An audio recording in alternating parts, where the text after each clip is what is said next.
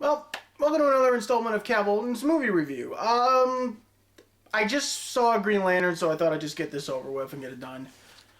In my opinion, the movie is iffy, you know?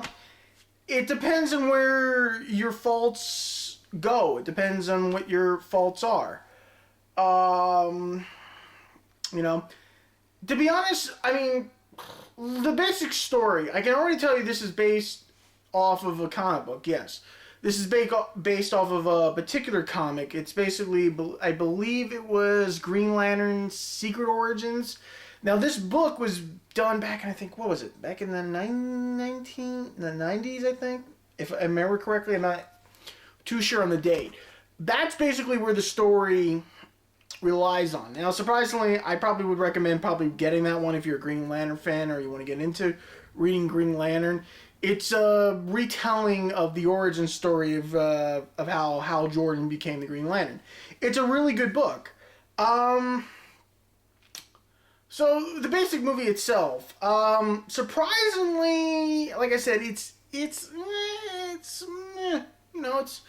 nothing too crazy about the movie. You know, that was the thing. I mean, I guess I wasn't expecting a lot when I saw this film, and I probably was expecting a little bit more. So, well, let's go with the pros and cons. Pros, actually, let's do the cons first. The cons. The story is very dull. I mean, well, like, the telling of the story is very dull. It's like someone trying to tell you a really great story, but they're not making it interesting. And instead, they're just basically telling you the facts. Like, now Hal Jordan, receiving the ring of power that belonged to the Green Lantern Corps, flies off to Oa. Flies off to Oa to train. That's basically it. I mean, there wasn't very much excitement in the movie. Even with all the scenes where it's supposed to be exciting and, you know, all the stuff happening, it doesn't really happen. I mean, it's just every excitement scene pretty much lasts is about maybe 3 minutes, 3 minutes basically.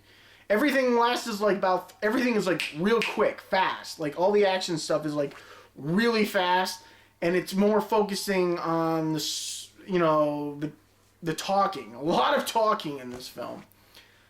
Even in the Green Lantern part, lots of talking. And it gets, very bland and very dull. And that's another thing. The other con thing, I wasn't too crazy about Ryan, finding out that he wore like a specially designed suit that would work for CG around it. Maybe, I don't know. I mean, because I was trying to like pinpoint the notice when his head didn't look like it matched his body. But, I think maybe there's like a scene in there or two. I couldn't pick it out, but I know there was like a scene or two where his head doesn't seem like it matches his body and everything. And, I'm not saying his whole body was CG. I mean, basically they used his movements using the suit. But I don't know. I wasn't too crazy about the suit. I mean, bits and pieces started from distance. Yeah, it kind of looks like a traditional lantern suit, but then up close you see all that stuff on it, and would have been just probably better off making, making a rubber suit. Cast-wise, like I said, Ryan Reynolds is in this film. Actually, that's what I'm wearing, my Deadpool t-shirt in protest. But I guess you could say you probably have to maybe we'll just let this one go. Let me see here. What suit? I mean, cast-wise, yeah, Ryan's in it. He's Ryan Reynolds. I mean, he can be serious when he wants to be, funny when he wants to be, and that's probably a good thing. Let's see here. I will say one thing. Mark Strong as Sinestro, perfect. That was probably like the only plus, I think, in my book. Because, yeah, I mean, Mark Strong, with the makeup, he looked exactly like Sinestro in the comics. And that's basically a plus in my book. Because, yeah, he really did look good. And everything else is everybody in pretty much Oa is all CG. I mean, and then let's talk about otherwise other cast members like Tim Robbins is in this film, Angela Bassett, Wasted, Harley in the film. You know, their characters are very bland. You know, like Tim Robbins, I'm a senator and I like power and my son's a weakling, and Angela Bassett, you don't even know what she was there for. And geez, let me see. And then Jeffrey Rush and Michael Clark Duncan, they provided voices for some of the characters of the other Lantern Corps members. Michael Clark Duncan for Gigawatt. I'm calling him Gigawatt. They're in the film, but briefly, you know what I mean? Like, you hear them talk, but it's basically it. I mean, they're just voice acting and everything else. That girl from, was it Gossip Girl's in there? I don't even watch that show. She was probably kind of a little, she was, I think, very dull and bland and annoying as well, in my opinion. Because, how do I put this? She's like, I hate you, Hal. You're an asshole and you're reckless. And they're like, but secretly I love you, Hal, because you're an asshole and you're reckless. Like, make up your fucking mind. But let's say at least the one thing. I mean, sure enough, I mean, DC needs to really pick it up. I really think DC has a hard time making a comic book movie based off of one of their creations. I mean, unless it's not involving Batman, they have a hard time trying to make a movie in this new generation, and I find that to be very disappointing.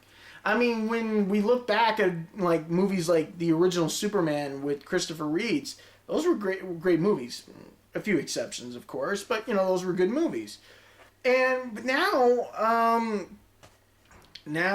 what, years later, we had Superman Returns, and that was awful, in my opinion. That was god awful. Not. I shouldn't get into that because I'll start rambling on that. But like I said, I think DC has a really hard time. I mean, their last comic book movie, I think it was, that they did was what? Jonah Hex, and God, even that was worse.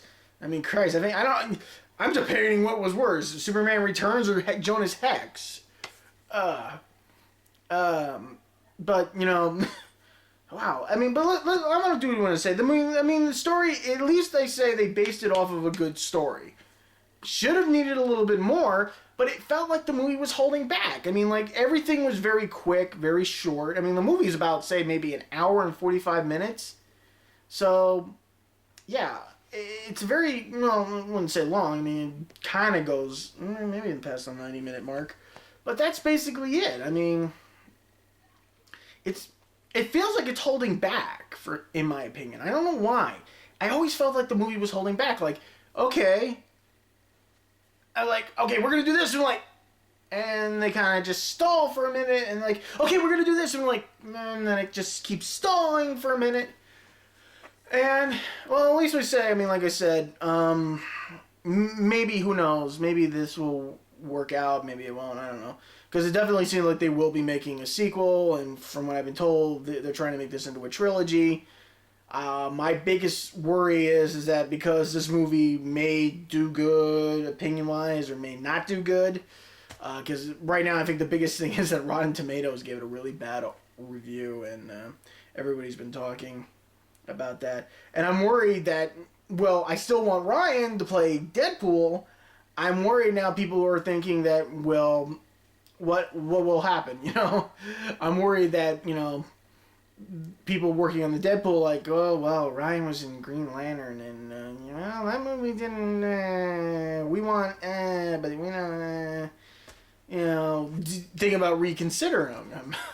I don't exactly think that's my biggest worry, and if they do decide that, I don't exactly know who they could probably get to play Deadpool, who would be a better choice. Somebody mentioned Zach Galifianakis. Sure, it'd be funny, but boy, that would be pretty bad. Yeah, that would be pretty bad. I mean, I can't exactly picture Deadpool with a gut, But like I said, I don't know. I don't know.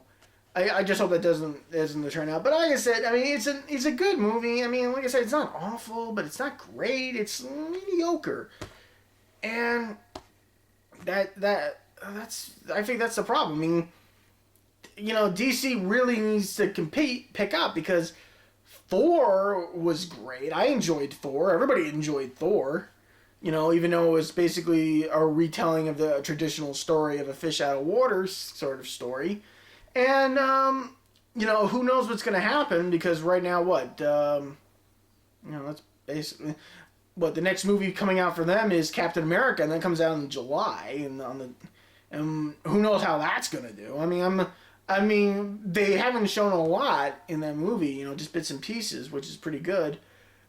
But, I don't know how that's going to work out. I'm probably going to still keep thinking Chris Evans is the Human Torch, but, I'm not going to hold that against them. But, like I said, Green Lantern seems like a good movie. If you're a Green Lantern fan, I'd probably go watch it. If not, whatever. Like I said, the movie's, like I said, it's mediocre. So, like I said, that's it for tonight. Hopefully see what the rest of the week holds, okay? God. I think I might go see Mr. Potter's Penguins now. I don't know. I need a laugh. After that. Who knows? Maybe I will see Potter's Penguins, and then I'll probably do a review for that as well. All right? So I'll see you guys later.